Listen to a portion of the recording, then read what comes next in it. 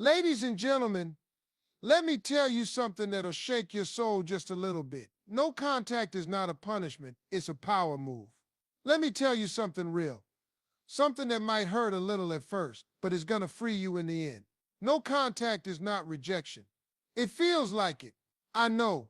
When someone you love stops talking to you, when they walk out of your life without a real explanation, when they choose silence over clarity, it feels personal. It feels like a slap in the face. But what if I told you it's not rejection? What if I told you that silence, that distance, that absence was actually God's redirection? You see, sometimes we want things that are beneath what we're worth. Sometimes we chase people who don't even know how to love themselves, let alone love us. We beg to be seen, to be heard, to be chosen, and when they don't, we feel like we've been thrown away. But baby, you haven't been thrown away. You've been pulled away. There's a difference. When God sees you drowning in a place you weren't meant to be, He don't ask questions. He just pulls you out. And it hurts. Oh yeah, it hurts. But it saves you. No contact ain't always their decision. Sometimes it's yours. Sometimes you reach a point where you gotta stop explaining yourself. Stop defending your worth. Stop waiting for an apology that's never coming. And when you do that, that silence you step into, that space you create, that's not rejection either.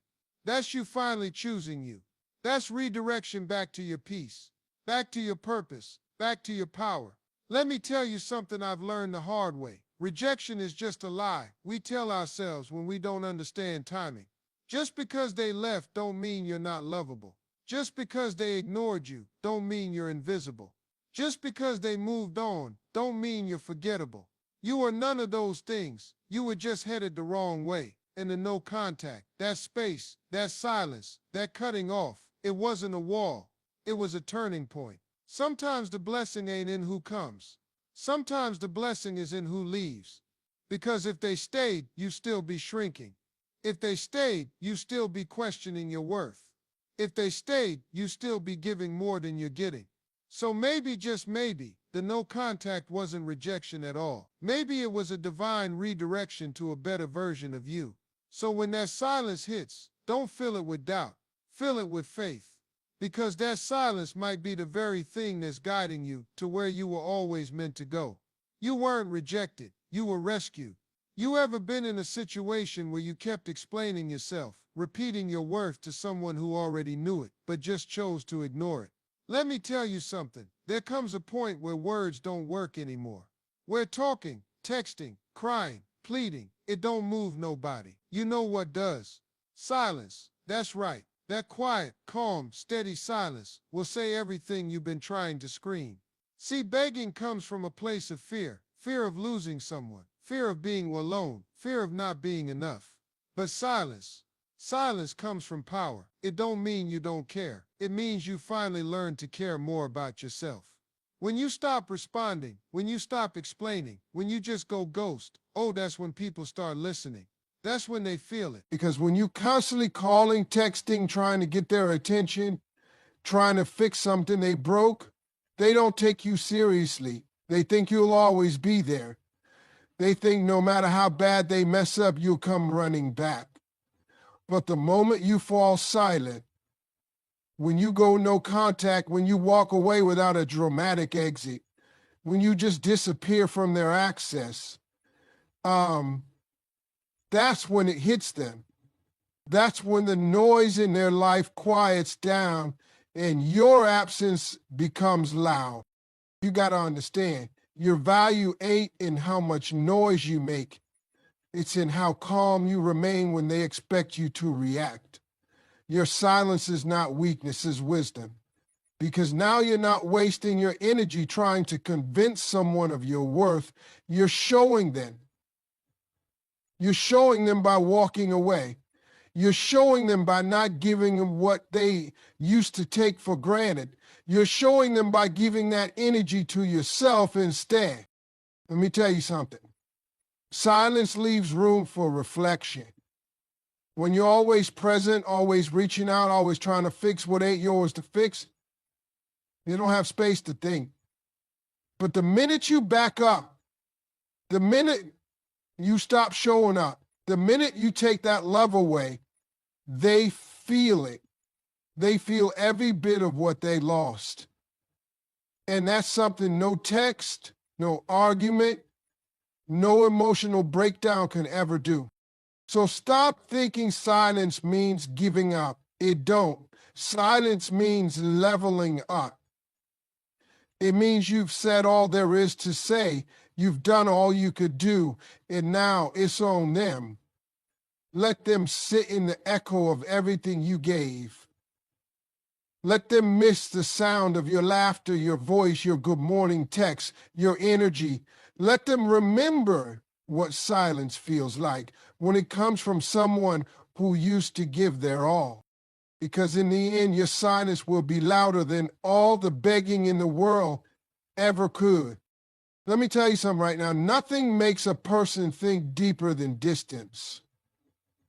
When you're always around, always available, always picking up the phone and responding to every message, people don't take the time to reflect. They don't have to.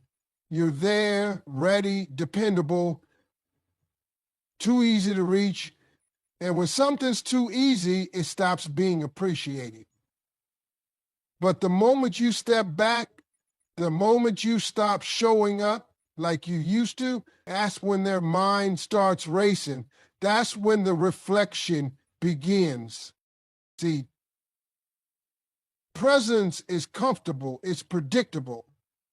But absence, and I ain't talking about distance to play games. This ain't no strategy to manipulate nobody. I'm talking about distance that comes from a place of growth, a place of knowing your worth, a place where you say, I love you, but I love me too. So when you pull back, it's not out of bitterness, it's out of respect for yourself. And that kind of distance is what makes people sit with themselves. That silence you create, it forces them to confront the version of themselves they were when they had you.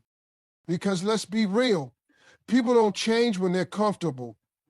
People don't realize what they had while they still have it. It's only when something is gone that the real thinking begins. It's when the messages stop coming, when the energy they once relied on disappears, when the comfort of knowing you're always there fades. That's when they start reflecting. And baby, that reflection, that's your power. Some folks won't realize they were wrong until you're no longer there to prove them right. Some people won't value your presence until it becomes a memory. So give them that space. Let them sit in that distance. Let them feel your absence like a room with the lights suddenly cut off. Because when you were there, you were the light. You were the peace. You were the one holding it all together. And when you leave, they don't just notice the space, they notice what filled it. It's not your job to keep reminding people how good you were. Your absence will do it for you. Every time they go to reach out and you're not there, every time they scroll through their phone looking for your name and find silence, that's when the truth hits. That's when they start understanding what they lost. You don't have to force them to see it. You just have to give them the room to feel it. Because distance doesn't just create space, it creates realization. Let me say something that a lot of people don't hear enough. You are not defined by who stays. You are not validated by who chooses you. Your worth isn't based on how many people you can keep around. It's based on how deeply you know yourself when nobody else is clapping for you.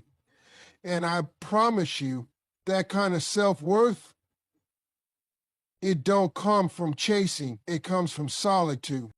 You see, chasing somebody who's walking away from you, that drains you.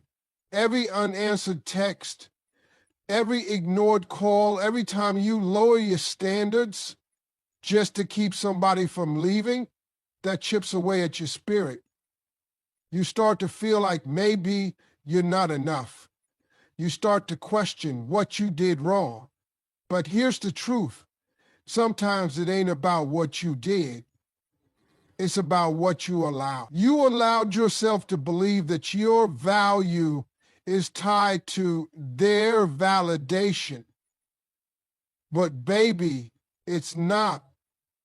It never was. The moment you stop chasing and you sit with yourself, chasing someone who doesn't appreciate you is like trying to fill a cup with a hole in it. No matter how much you pour, it's never going to stay. But when you pour into yourself, when you take time to grow, to heal, to build from the inside out, that's when your self-worth becomes unshakable. And when you get to that place, that's when you stop accepting less. That's when you stop begging for love and start attracting it. Because people can feel when you know your worth. It's in the way you speak, the way you carry yourself, the way you set boundaries and don't apologize for them. And the ones who only stayed because you kept chasing, they start falling away. But don't be afraid of that. Let them go. Because when your self-worth starts rising, anyone who can't meet you there will naturally fade.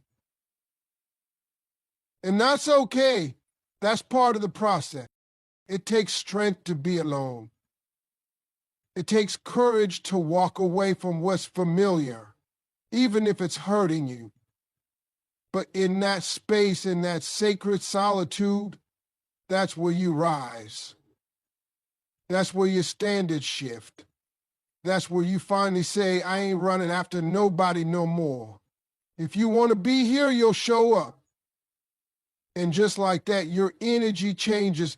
And when your energy changes, your whole life starts to follow. Because self-worth don't scream, it don't chase, it don't beg. It sits quietly, confidently, and says, I know who I am. Let me tell you something real. Sometimes people don't see your value because you gave it too easy. You were too available, too understanding, too forgiving, too giving. You showed up when they didn't even call. You gave love when they hadn't earned it. You made room for them in your heart when they didn't even ask for it. And at first it felt good. It felt like love. But over time, they stopped seeing it as special. They started seeing it as expected.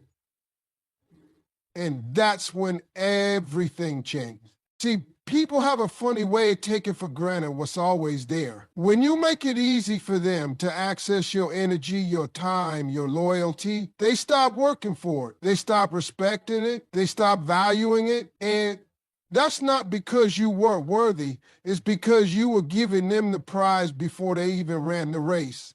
You were handing over loyalty to people who hadn't earned your trust. And when something is always free, folks forget it's worth something.